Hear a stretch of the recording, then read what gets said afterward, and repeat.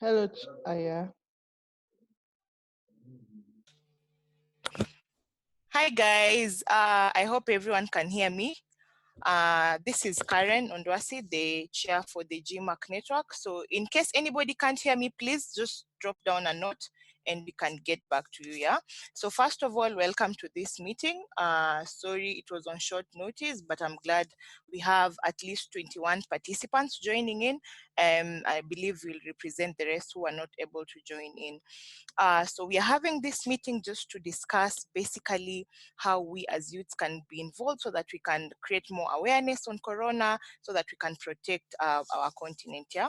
So I would like to thank Aya for organizing this meeting where we will be able to deliberate and get our voices. The first thing I would want to say is I hope each and every of you is doing their role, whether in their community or in their circles, just to create awareness on Corona. You know, Africa, the cases in Africa are continuing to increase in number, and basically it's because part of it ignorance, part of it lack of resources, and part of it just people don't know, yeah? So we feel like I hope each and every person in the youth group is taking their initiative to educate, be it your neighbor, be it your community, be it your friends, your village, so that together we are able to fight this coronavirus that's affecting us. We know already we are struggling as a continent to develop, and if we let this get to us, we are going to lag far much behind. So once again, I just want all of you to continue playing your roles, whatever it is, whether you are supporting women in the community, figure out a way where you can continue supporting them so that we do not leave anybody behind. I would like to welcome Aya, who is going to give us more information regarding this meeting and let us know the way forward, how we are going to work together to ensure that youths not only are active online, but we are also active in our communities, and we are doing the best we can do so that we can fight Corona together. Yeah? If anybody has anything to say, please keep writing on the notes. Aya, can you hear me? Yes, I hear you perfectly. Yeah, please take over. Thank you very much, Karen. Thank you, Juliet, for organizing and mobilizing this amazing number of participants in such a short notice. I truly appreciate it. And thank you all for showing up. We continue to have people joining. We're at 24 right now. So it's really impressive that the GIMAC youth group is so engaged. And I think that this is the idea. The idea is that everyone is trying to do their action from their individual capacity, but also as different youth groups. Why don't we join together in a larger youth collective response? So that's the whole purpose of this meeting. I'm gonna be a little bit authoritarian and mute mics that are not muted, but please feel free to raise hand if you want to come in at any point, or type on the chat. So Karen will help me go through with any questions or observations while we are talking. I'll go straight. Also, sorry for the technical issue with the Zoom room, but we managed, so we are here. And good morning, everyone, or good afternoon, wherever you are. So I'm going to start by just a briefing on what the African Union has been doing, and then that's how the agenda we're proposing to go. And then please let us know if this is comfortable for everyone. And then maybe we can have, since it's a large group, we could have maybe one briefing from each region. So Central, West, East, and North Africa. Usually when a group is small, we do briefing from each of countries' participants. But I think because we're late and because we want to have maximum of this conversation, we could have just 5 briefings from the regions. And then we will move forward to answer 3 guiding questions around how can we communicate better, the messaging and raising awareness, connecting institutions with communities, how can we mobilize young people and civil society in the prevention, response, and transformation, and then how can we share learnings and best practices to be able to respond to this virus, which is not the only or the first disease in Africa. We've been able to overcome many others, and so we can overcome this, but only by learning from our experiences. So I'll start by the briefing. If this agenda is agreeable by everyone, then we will end with the action points moving forward on collaboration, and then identifying two representatives of this group to represent the group in a larger group, which is the African and civil society coronavirus group response, which is not formed yet. So these consultations are a process in order to form this group and identify together what's the mission of this group and how can it play its part in the coronavirus response. Is the agenda okay? If I don't see any. Yes. Yes? Okay. Yes. Yes. Yes. Super. Yes. Okay. So Yes. I didn't check the statistics this morning, but as of last night, it was 2,419 cases in 45 African countries and 66 deaths or fatalities. I don't know if you know that in the African Union, we have the Centers for Disease Control and Prevention, known as Africa CDC, which is leading the response of the African Union on the pandemic. So Africa CDC is a specialized technical institution of the Union, and it helps member states support public health initiatives and play a key role in detection, prevention, control, and response to diseases. So it's good that the African Union and Africa as a whole has taken leadership from the beginning. In February, all the ministers of health have met and agreed on a joint continental strategy, put in place a task force, and actually as a result of this strategy is the relief initiative that was launched by Prime Minister of Ethiopia and GIMAC Foundation, which I'm sure many of you are aware of it, donating 1.5 million diagnostic test kits and 100 tons of infection prevention like masks, gloves, and so on. And this week, actually, Ethiopian Airlines is helping distribute the equipment, and it's going to be distributed even on all the countries. So about 20,000 diagnostic test kits and about 100,000 medical masks and other equipment. Africa CDC also holds weekly updates with the National Public Health Institution across the continent, but also daily, collects daily data. So if you notice, if you're following them already, they have always a brief at 9 a.m. and at 5 p.m. Addis time with a map, updated map and statistics per country. But of course, when these briefs are collected and then posted, a lot of numbers change per hour. And so when we post these information, sometimes we receive comments that this is the number now, we have cases now, and so on. But it's a very small difference, but these are the official numbers, so coming from governments. So I think I would encourage everyone to follow Africa CDC and share credible resources and identified information from there. What we're trying to do in my office is to make these information visual. So we did some cards, awareness cards, so trying to segment this information in a very digestible way. And we did also hotlines per country, so emergency numbers cards per country that can be easily circulated and reached out. I shared all of that in the document that I sent, so I won't repeat myself. But the main task or mandate of Africa CDC is really the response to coronavirus on a continental level, supporting member states and coordinating a continental response. Then the main goal of whatever we are doing in Africa is to detect, contain, and minimize harm, and most importantly, to break the chain of transmission. Really break this curve, which in some countries has not reached a peak yet, and some other countries have reached a peak. So testing, tracing, quarantine, curfews, lockdowns are all measures have been taken by governments, and preparation is so important.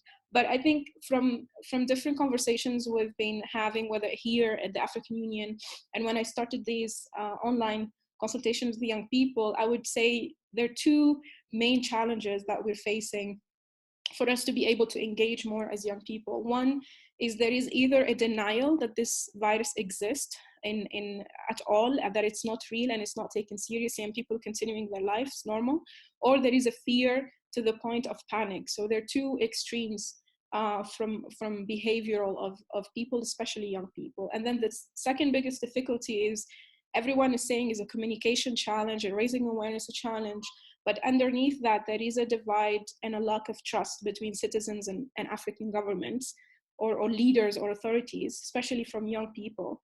And that's why there is less individual collaboration and more government enforced measures. This is why I think it's more of a government crisis as a result of health crisis.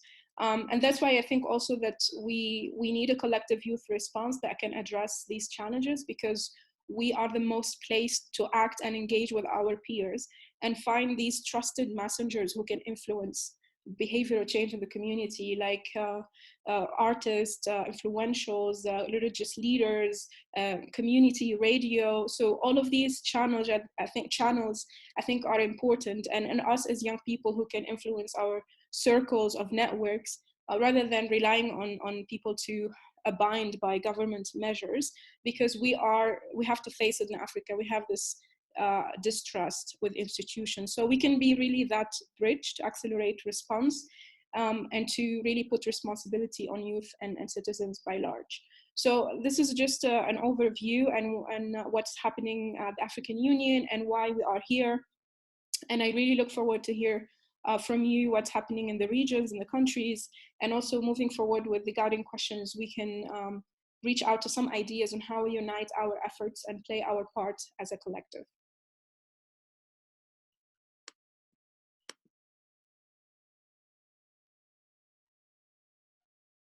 So I'll open it up, Karen, for maybe now regional briefs from each region, just to get an idea of what are the main challenges, what are the effective measures that have been taking place. Maybe we spend like 2 minutes each, and then we move from there to discuss the guiding questions.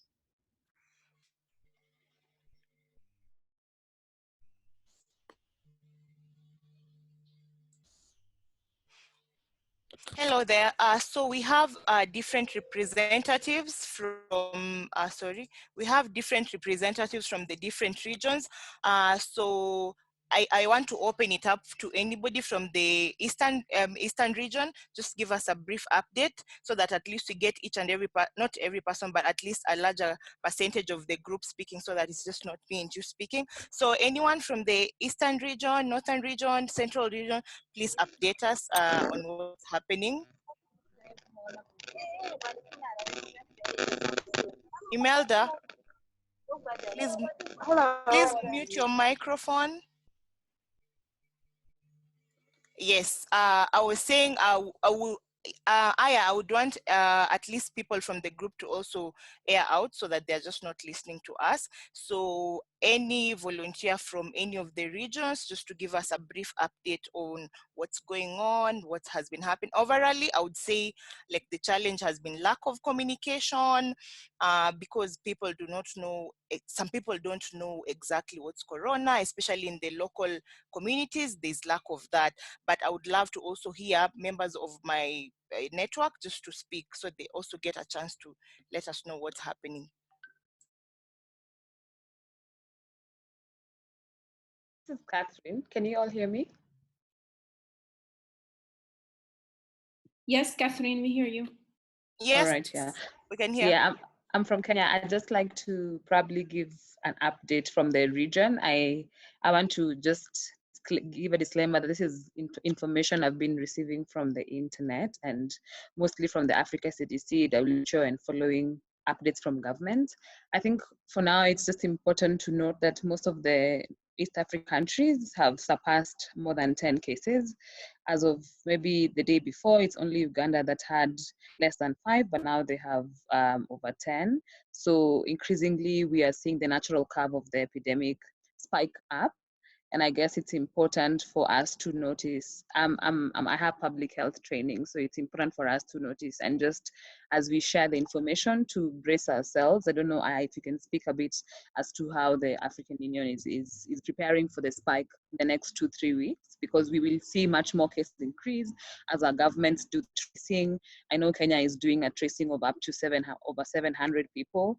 The response is both as at a public health level and a data response, so to ensure that we are tracking the numbers and also tracking ensuring we're responding at a public health level. Important to note is that there's also the political responses being done. Yesterday, Kenya forwarded up an economic stimulus package. So salary cuts voluntary for public state officers, starting from the president all the way to appointed public officials. Tax relief packages, people earning a certain threshold, in this case $240 gross. So I think there's the importance of seeing what countries are doing. Lockdowns have started to be enacted. In Kenya, it's not a lockdown per se, but we have a curfew starting tomorrow, and that's because we haven't been able to be vigilant with the previous measures that were a bit cautious. In Rwanda, as it is now, the country is on lockdown, so colleagues have been talking to each other, just sharing the information. I think my worry though, Aya, is even though this is a public health crisis, we are increasingly seeing a militarized response from our government. In countries like Rwanda, we've seen the army come out. In other countries, this may also start to happen. My other question in regard to the region is how do we also start advocating for those we know are more vulnerable? As Athena, we convene WhatsApp planning spaces, and a lot of young women are worried about social safety at this time. We're already in insecure jobs, so most likely after the coronavirus, people will lose their jobs. So beyond the public health responses, how are we also making it multisectoral, ensuring we are having a longer term outlook to the response? And then finally we know that most of our countries, we will not, if as we continue with the natural curve of the epidemic, we probably won't have enough public health in our public health infrastructure to address the numbers that we might have to deal with. We've seen it in Spain, we've seen it in Italy. My question is, how do we, as you mentioned, we've learned from the Ebola epidemic, the HIV epidemic, how do we shift our focus to be a much more stronger community response as opposed to a public health one? So that's just my insights from the East African region. We've also seen some challenging utterances by our leaders, some of them not, leaders still urging others to go to church, people not being able to be, for example, I know most of us have had a challenge with explaining to our older parents and colleagues why they don't have to go to church. So I think, or to worship places. So I think for us in Africa, we need a much more differentiated level of messaging, and I don't know how we can all come together to work on this across regions, because I know some of these challenges will be cross-cutting. So thank you. Thank you very much, Catherine. Thank you really for your insight. Anyone from West Africa?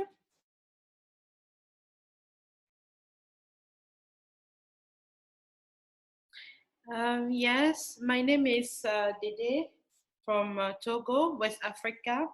So I would like to give a brief report on the situation on the ground. So in West Africa, especially in Togo, the high officials and their children are coming back from overseas and without going through the required measures, putting people at risk. That is one. And secondly, there is panic. There is panic in this sense that health public responses are not effective. People still don't believe what is going on. You go to shops, there are no hand sanitizers. They tell you how are they going to buy the hand sanitizers since the prices have been doubled, and there are no masks. People just move around as if nothing is happening, and it is very, very, very alarming. And we don't know. We are doing our best. We are doing our best to educate people and let them know that actually coronavirus is real, and the measures that have been recommended by the WHO they are needed to be put in place, to be respected. And then apart from that, in Cameroon, there are lockdowns. Right now, there is no incoming or people going out of the countries. Even the intercities movement have been restricted. And government is trying to do its best to make sure that the spread doesn't go out of hand. However, right now I am locked in Cameroon, and I just went down today to get something from a shop. I went there, it was disastrous. The man, I said, please, why is the hand sanitizer? He told me that, please, when you're a child of God, nothing of that sort can even come near you. So he gave me my change, and I even touched that without even taking any, measurements. And when I came home, I tried to just talk sense into him, but he was categorical about his own point of view. And just to tell you what is going on, when you take taxes, I mean, the government has said that there won't be overload, but still, you have two people in front plus the driver, it makes it 3, and at the back, you can have sometimes 4, making it very impossible for people, making it very alarming if this thing really spread in our countries. Thank you. Thank you very much. Thank you. Anyone from Southern Africa?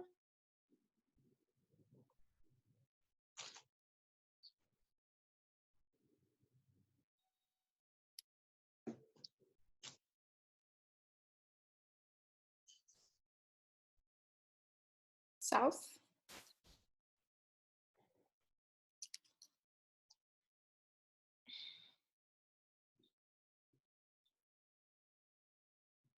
Or north? Whatever who's ready to go in.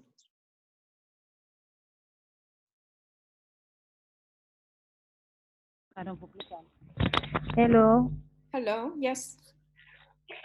Yeah, I left a message in the chat for the situation in Burkina Faso. Okay, super. Thank you. Merci. Yeah. Mm.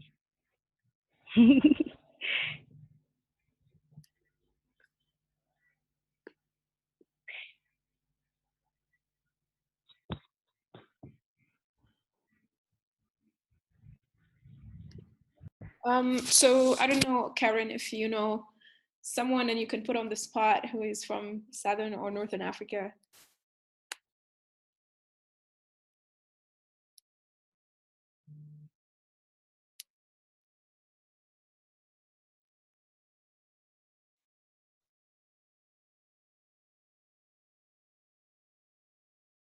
Sorry, I'm asking if should we categorize Burkina Faso as Southern Africa?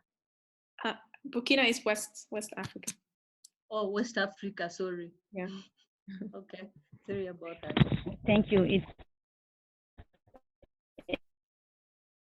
West Africa.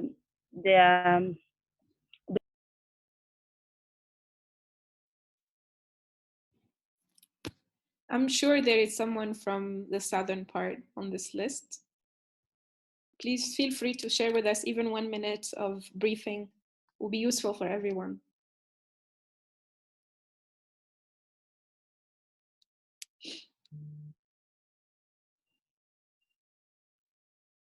Yes, Fikir is raising your hand.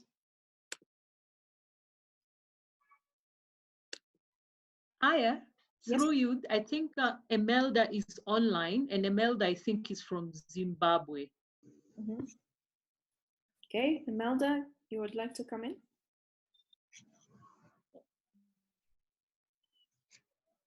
You have to unmute your mic.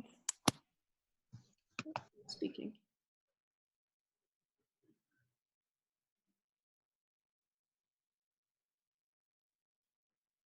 Aya, sorry, she says her connection is acting up. Okay. Okay. Yeah. All right. So maybe if anyone would like to come in later, thank you so much for the briefing. I think it shows that many of the challenges we're facing are very similar. And I think that's why a collective response is really, really needed. I would maybe move on to the guiding questions. On the first one, how can we strengthen innovative communication tools between institutions and local community, both online and offline? And I think there are a lot of initiatives that have been done online, but as you know, majority of Africa's population is actually offline, and there needs to be more action and communication initiatives taking from online space to offline. So maybe we can brainstorm around how can we strengthen innovative communication, and if maybe there is a country that had an effective tool of communication that can share with us. I think that also would be useful for others. And like Catherine shared, it's especially the most vulnerable, and so the settlements, the rural areas, that's where communication should be reached and should arrive to people with the right information.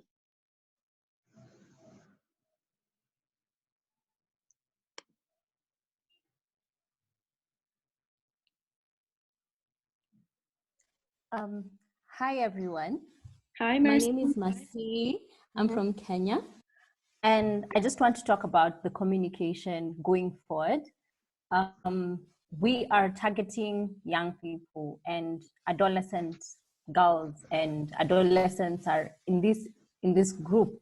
Now we also need to look at the channels where we can get these people, because our message has to get to an audience. So we need to really look at where is this audience found. And a lot of communication is being done on TV, a lot of communication is being done on radio and in the newspapers, but does our target audience really look at these things? Because, I mean, an adolescent girl is typically, if they have a phone and if they can access the internet, you will find them on Instagram, on Snapchat, and on WhatsApp.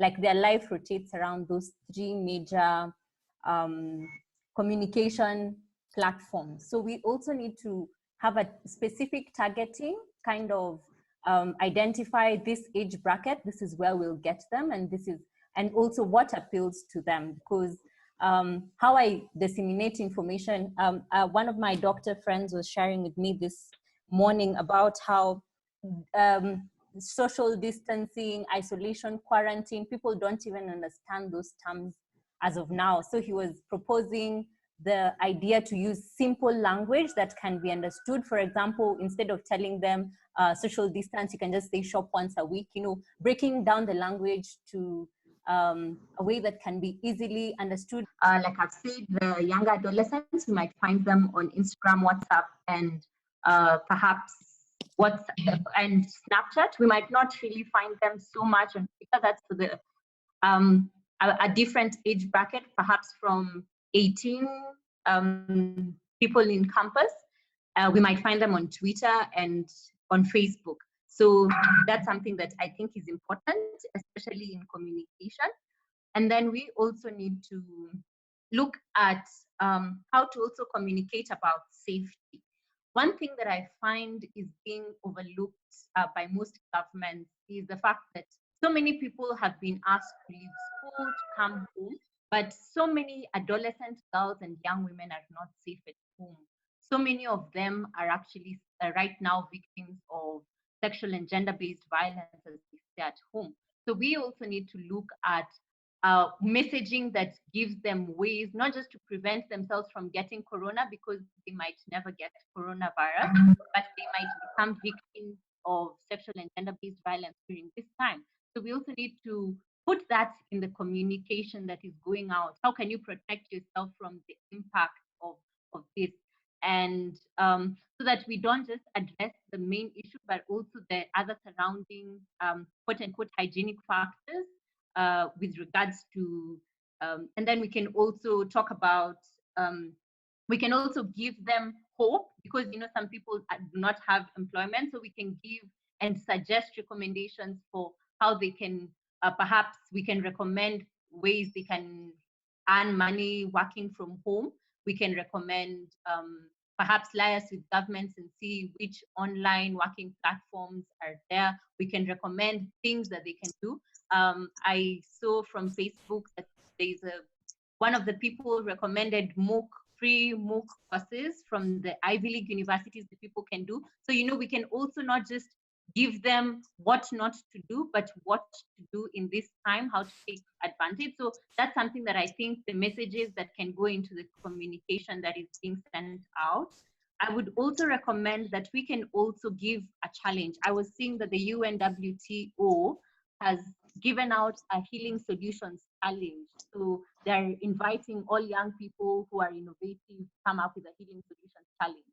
So we can also give the African Union youth an opportunity to use this time. Well, there's a joke that is going around about how Isaac Newton discovered gravity during a lockdown. So, we can also give them an opportunity to discover their own gravity during this lockdown and make it, give incentives for come up with solutions for this crisis. And and I also think that, again, we also need, communication is not just one way, because I think most of the time when communication is done, it's usually just pushed out to people. So we also need to interact, like kind of have interaction of information and get the responses on the ground. What most governments are doing is collecting information. So we can also, do a survey as the African Union and ask them, so what are your concerns? What do you think that we can help you? So that we don't just develop solutions to what we think they need, but also have them give us feedback on what exactly is going on, what's the situation on the ground, and circulate across. And I think finally, I'm going to just probably highlight the issue of timing. And civic education can be done by so many young people as long as they have the correct tools. So we need to also time and have this interaction, whether we can do a virtual, a webinar, and just have sort of an education session and see how that works out, educating the public. And we can also have an interactive session with health experts, get a panel of health experts and tell them this and this is what you should be prepared for. Get a panel of financial experts and tell them this is how the economy is going to be affected and this is what you can do. Get a panel of experts on gender and talk to them about, we can mobilize so many resources that are not specifically targeted to health, but the aftermath and the impact and what young people can do in this time. So I'm hoping that, for now, that is what I have to say. Thank you so much for all listening to me.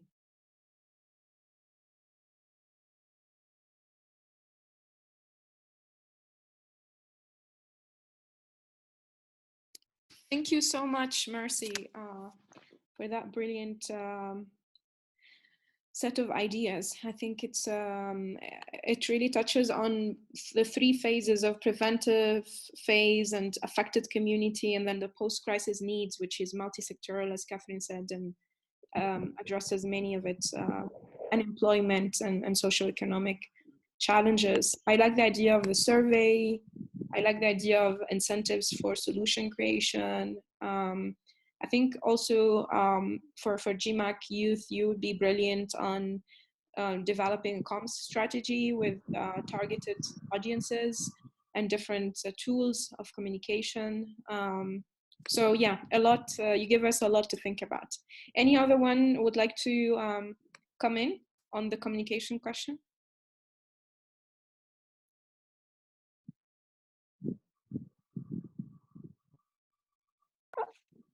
Good afternoon, everyone. I would like to comment about communication, how it is given to young people in different countries. There are a lot of communications from the ministries and governments that come within languages that most of people will not be able to understand. I'm trying to imagine like countries that have many local languages, if there is a way we can advocate to the governments to make sure that communicate and other notices that come from governments could be translated to different languages that young people can understand. And also another comment about communication. Within this lockdown, we have many people who do not have access to internet or to the electricity, who probably may not even be able to know what is happening around them. So I would say that there are certain means that are being used in rural areas where they use like microphone, they pass around and give out the communique on what is happening. So if it can be implemented in those, especially in refugee camps where they do not have access to electricity, even other rural areas, so that they can also know what is happening, what is the government appealing to people to do. That's all. That was my comment. Thank you.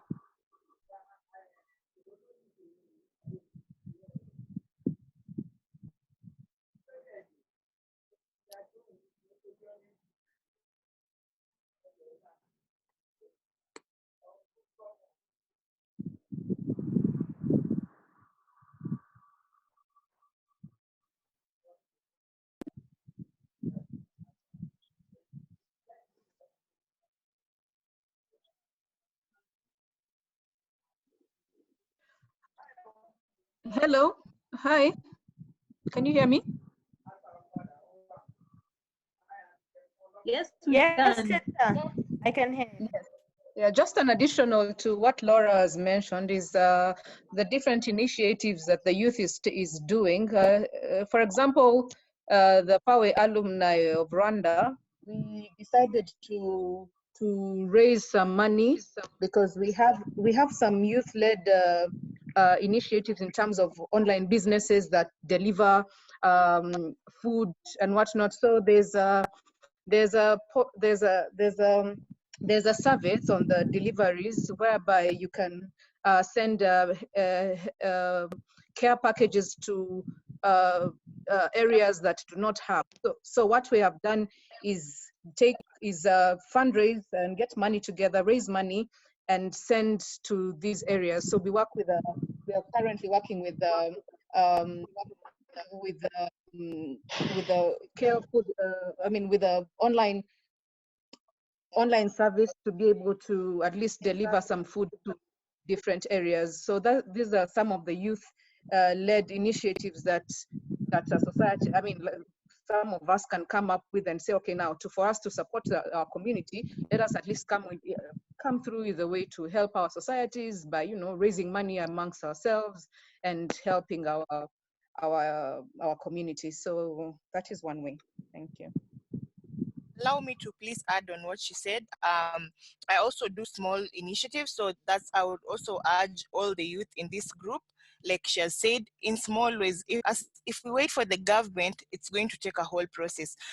Personally, I do sanitary towels because I understand even through COVID, menstruation does not stop. So there's still girls who need sanitary towels. So I just want to bring that up so that as we listen in, we can think about the things that our youth-led initiatives can do before we wait for what the government is going to do or before we wait for other bodies. Yeah, I just want you guys to think about that as we continue the meeting. Thank you.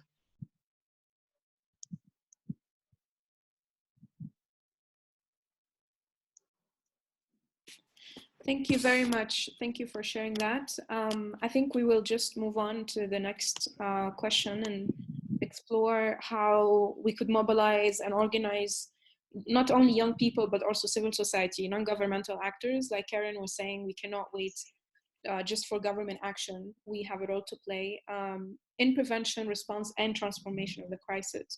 So as many of you have mentioned that young people are not, many in our countries are not collaborating. They continue to go in crowded convenings and clubbing and whatever, go about their lives like normal. And they're the ones who maybe could play a more role, like volunteering or do this door-to-door initiatives or the health packages. different things or fundraising. So how can we activate the youth and civil society actors around Corona response? Hello, Aya. Yes. Just to respond to your question, it's a good thing that there are so many innovative ways that we can actually address the pandemic in our own small spaces. I just wanted to give a suggestion on something that I saw really working well, and especially for those who are not really in areas where internet is available, or they don't have the luxury of television and all that. And you'll see that in most upcountry setups or rural setups, they have the radio or audio. So in that respect, if we can young people carry out campaigns even through radio. And the other thing I saw, you can actually do recording on phones and share it. If, let's say, in a certain area that there's only one person or a few people who have those gadgets that can actually record audio, they can play with with families, they can play with any other person around in that area. Another industry you probably need to tap into is the transport industry.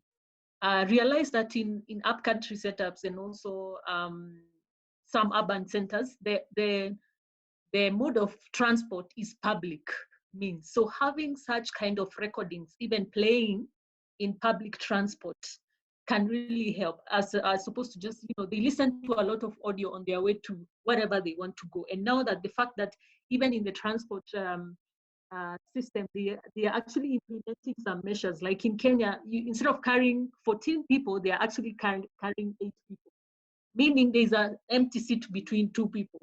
And then on top of that, the conductors are actually, when you enter, they give you sanitizers, so you rub on your hand and keep safe and keep clean and all that. So having that deliberate, if you as you come together and come up with like a small audio recording or a podcast and share it even with the transport public service vehicles, for them to play when these particular people are moving from one area to another, they can hear that message. They don't need mobile phones, but that can actually be another channel for them to know what they need to do during this difficult period.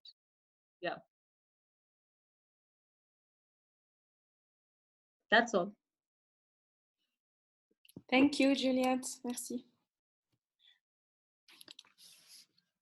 Anyone? Hello, everyone. Yes, go ahead, Paula.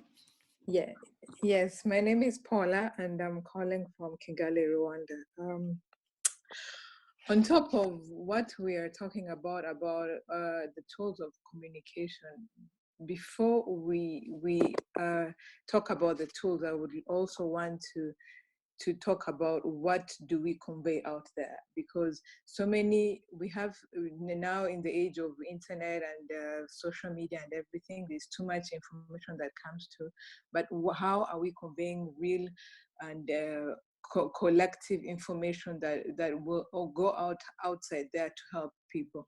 Because so many things that come through that people are so much bombarded with so much information about COVID, which is true, and which on the other hand is false. But I would also like to also convey a message of hope outside there, because the news outside here is telling about new cases and death cases without telling us how many people have recovered from this coronavirus. So it's always important to also, if we are giving out any message, any proper message, to also convey a message of hope, so that we also reduce the panic that is in our community and the fear that people have, because there's also a lot of uncertainty around. People they are grieving because of they've lost their loved ones, and also not knowing what the future holds. So it's always good, I think, to streamline what kind of information that we are giving outside there, and what sources are we getting this type of information, so that we don't we don't like cause any more panic or try to mitigate any bad information that can be given out to the young people, as we are also trying to focus on them so that they will understand how coronavirus is a serious issue to the world and its implications. So yeah, thank you. That's all.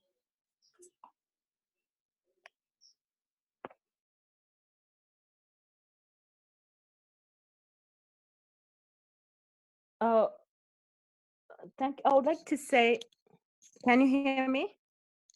Yes, we hear you, Lana. Yes. Okay, thank you. So I wanted to say Go ahead. that as Paula was saying, that you're in a generation where you're using internet, and many young people have social media platforms where they can convey the messages of hope. So I think we can also sensitize young people to use their at this time to convey a good message to people, also to denounce I would say fake news that is coming around, but also without forgetting that within this situation of lockdown, we may also have issues of mental health. We know people who live alone. We have many people who are staying alone in the houses. So if also as young people are being sensitized to share tips on how they, like for instance, if somebody is used to go for workout in the gym, but this time they can't do workout in outside, people can share like tips how they're overcoming. If they want to do sports in their homes, how are doing it. So we also have to deal with mental health of the young generation that we are talking about. So with social media, conveying the message and sensitizing youth to use those platforms to support each other, to share tips, denounce fake messages, that would be also helpful. Thank you.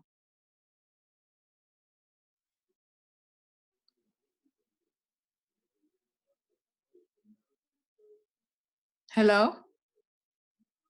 Yes, Paula, we hear you. Paula, go ahead.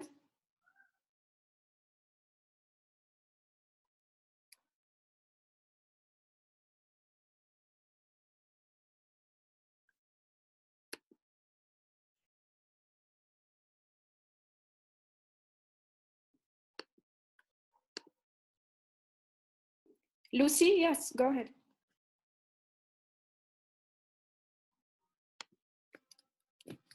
Okay, so I'm just gonna try to summarize while everyone joins in.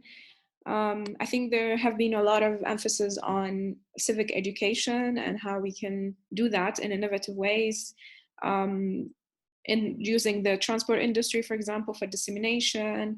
There has been emphasis on service delivery and the needs in the communities. I think the last speaker was speaking about mental health needs and how we can use also different ways of making sure that young people are taking care of their mental health using sports, doing things that are creative. There was also, I think, an emphasis on door-to-door communication, especially in vulnerable and communities where can't be reached through internet, like refugee camps, or they might have internet, but the door-to-door communication is important to get the message across, especially in settlements and refugee camps where it's people live in communities and crowded areas and also may have other needs. I'm not sure anyone talked about this, but we know that we don't have the basic infrastructure. And so when we ask people social distancing and washing hands, you know, there are issues of infrastructure, of even running water. So yeah, I think there is a lot that we have to deal with, but a lot of people on the group mentioned creative ideas on how to deal with it. And I think if we coordinate that in a collective response, it might bear fruit, especially sharing experiences. I think this is what this conversation is about. Everyone is sharing what they're already doing and what is working in their countries, creative ways and fundraising and coming together to help and support our communities. I think these are things we should be sharing. And what I would suggest as well is that we could share that through maybe one document. We can share with you a document where you could put links or concepts to these already existing initiatives and how we can amplify them, because there is a missing of an African narrative and what African youth and communities are already doing to respond. So one thing we could do is put a hub of resource sharing, which is actually the next question, on how can we share best practices from between countries, but also from dealing with other diseases and viruses. So maybe also as a way forward, as we're moving to action points, is to create this directory kind of, and we're happy to publish that and keep updating it on different initiatives in different countries, amplifying them, sharing them for other youth to also replicate them. One another action point, I think, on mental health, which we have been thinking about, is to collect as well the helpline numbers of mental health organizations. And I know it might be difficult actually in many of our countries, because mental health is not, we don't have a lot of civil society organization organizing around mental health, but I think we could start by collecting already active organizational groups who have mental health initiatives to support other young people. So that's another action point that we could take forward, and we can share with you also a pager that we're trying to collect all these helplines to make it accessible to young people. Any other action points that you'd like us to take forward based on the conversation? Hannah, you want to comment?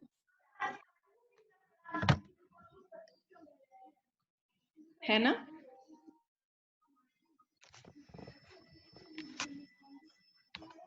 Okay, no.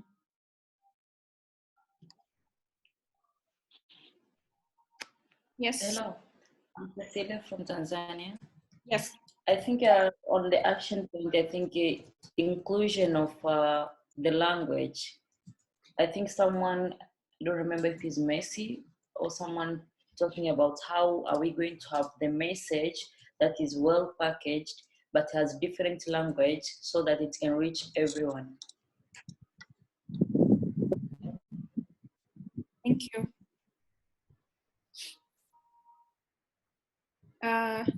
Juliette, you wanted to comment? Or Mary? Yeah. No, I think that's Mary. I think guys are joining back to the meeting.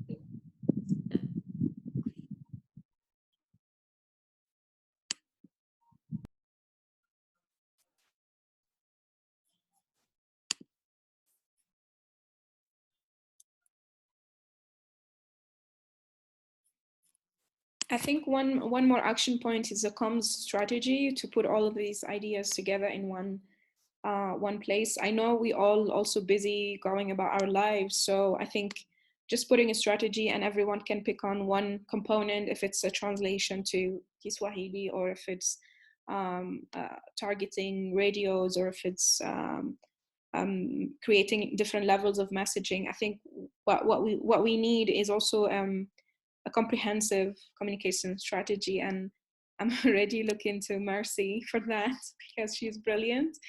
But I think that's maybe also another action point.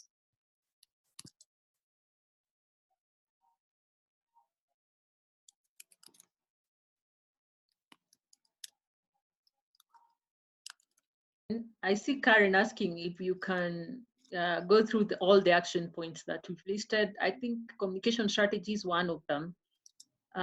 What others have we listed?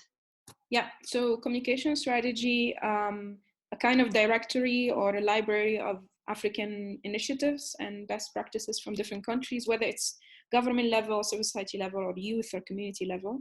And then a mental health organization or helplines or information that can be helpful also to young people. So these are, I think, 3 action points moving forward. Yeah, just to mention that in the communication strategy, it needs to capture the diverse audience that is there right now, with the languages, with the channels, with the mode of communication. That would be really important. And it captures pretty much most of what people are saying. Yeah. In terms of communicating and reaching out to marginalized and far to reach areas, and those on access to online and offline facilities. Someone in the chat also mentioned sign language. That can also I be wanted to capture that. Yeah, I think sign language will also be in the communication strategy. The communication strategy should be able to capture, the who.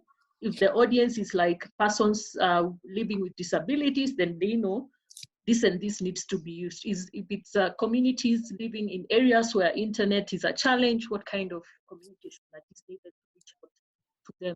If there are those now who have access to online facilities,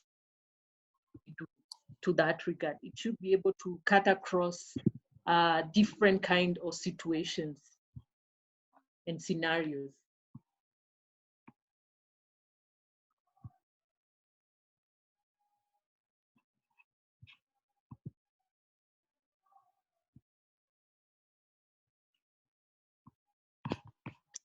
Okay, Aya.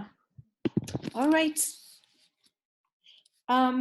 I think that's it. I would just move to the last bit of this, which is maybe different representatives for these different action points. So we act on them and we take them forward. I will also share just a brief outcome of this discussion and what we discussed, what are the action points. But I think it would be helpful to have a commitment from 2 or 3 people in the group on taking this collaboration forward.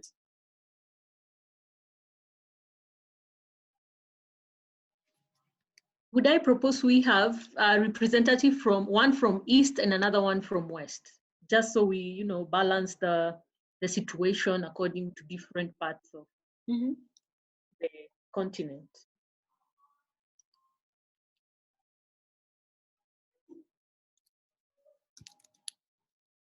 So anyone from the East who wants to be to represent us in the task team?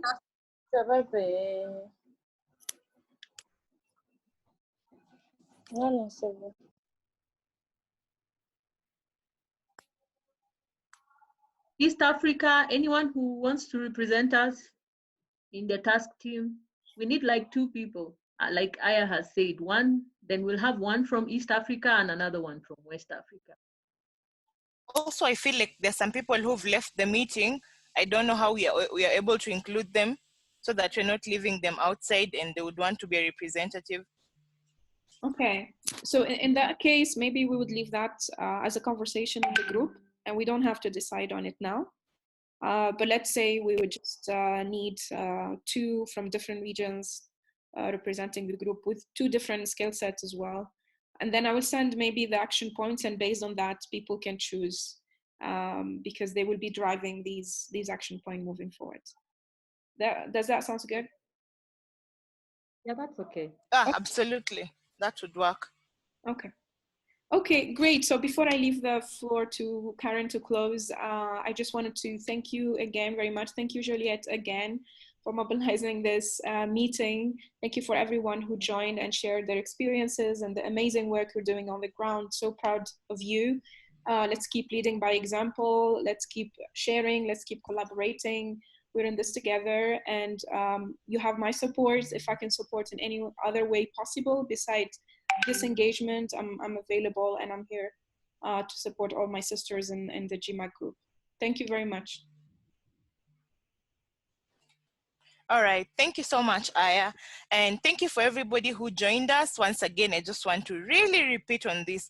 Please, let's be very proactive in our own different ways so that even as we come together as a group, we are still do the small things that matter. They are the ones that go a long way, trust me. So I just want us as a network, I know we could be silent in the groups, but people are doing their own different kind of things. Please, whether it's donating sanitizer to your local community, please, let's just do something so that at least we are helping our communities. Okay, so I look forward to future engagements, and I hope everybody stays safe and takes care of themselves. And yes, thank you so much, guys.